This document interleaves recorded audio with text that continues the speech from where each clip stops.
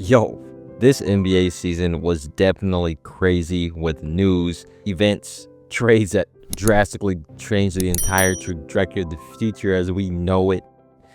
There's so many things that have happened this season that has definitely changed the landscape for the NBA this season and for many seasons to come.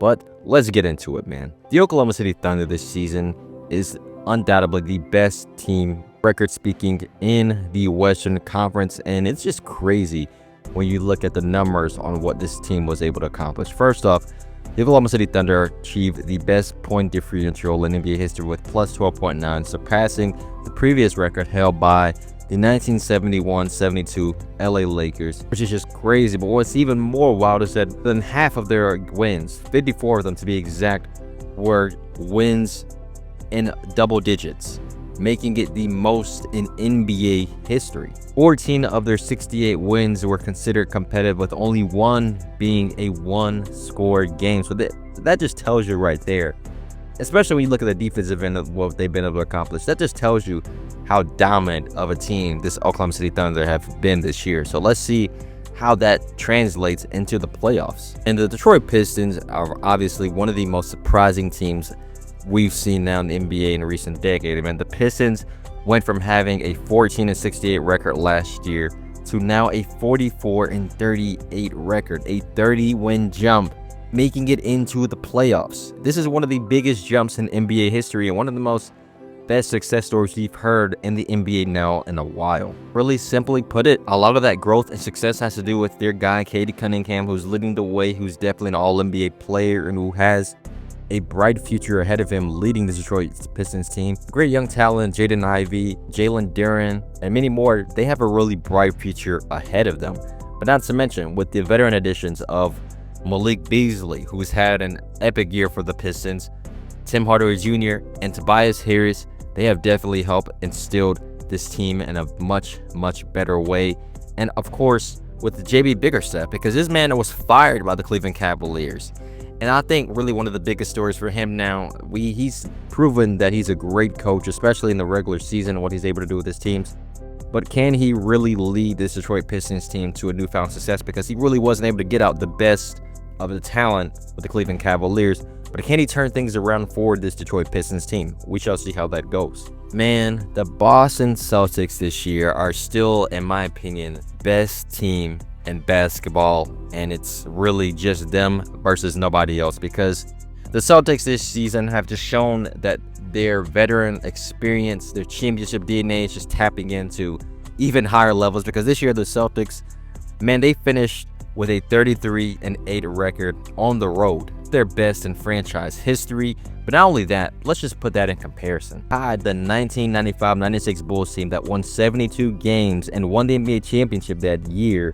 And they also were only trailing the Warriors, the 73-9 Warriors, by one game. And guess what? Yeah, that Warriors team sadly didn't win the NBA championship that year in 2015-2016 to be exact.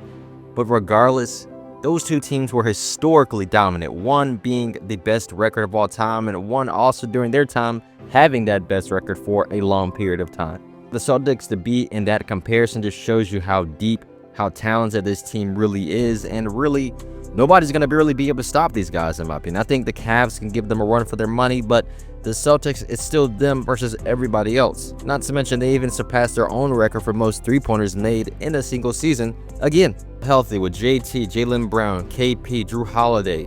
These guys are undoubtedly winning the championship again. This got to be one of the closest MVP races we've seen in a while in the NBA. Shai versus Nikola Jokic. This is a competition that is very tight, because one, you could say for Jokic, he may have voter fatigue, but the reality is the man, even with that, he's just getting better and better every year. So it's impossible to ignore what he does. And Shai, the man could have really won it last year with his play, but Jokic was still just that dominant. Man, looking at the case for Shai, it's really simple, man. His team has been dominant this year. They've been winning games by high scoring margins.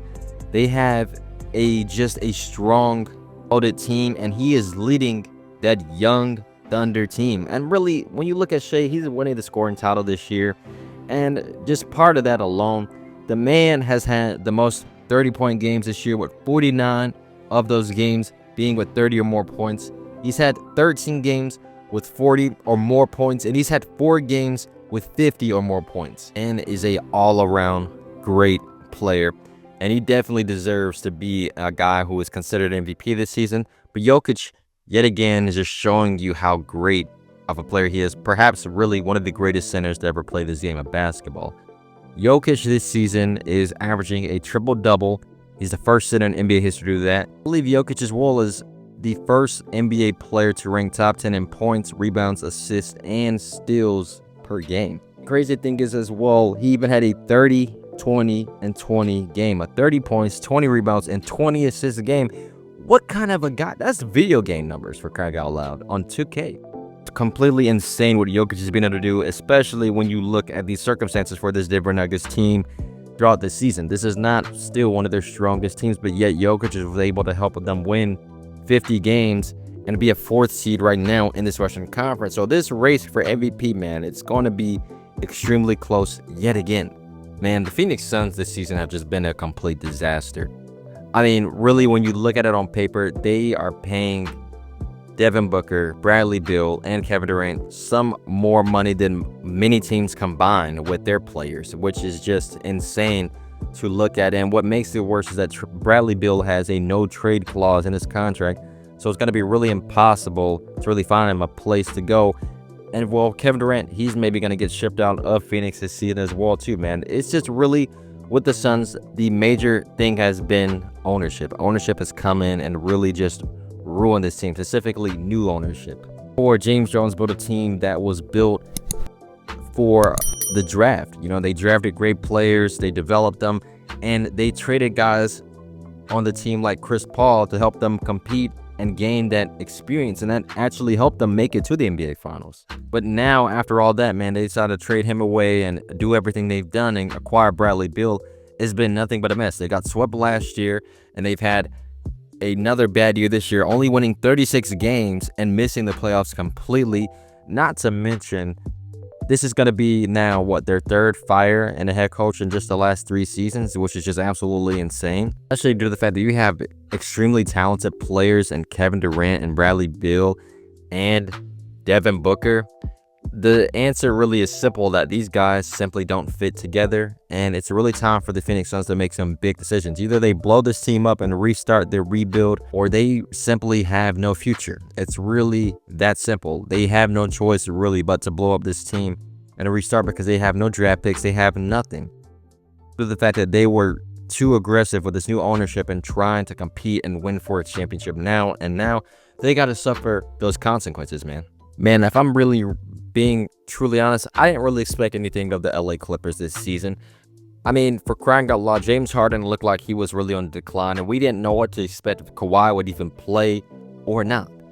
And they let Paul George go for nothing. And the reality is, I was not looking at the Clippers as a team that was going to be a legitimate threat out in the Western Conference, but they have proven everybody wrong, and that has to do because of the dominant play this season of James Harden. James Harden is definitely taking a step back and memory lane and playing like he kind of used to back in those days when he was on the Rockets, man. This man has been one of the main focal points of this offense for this team, alongside Norman Powell, really his dad.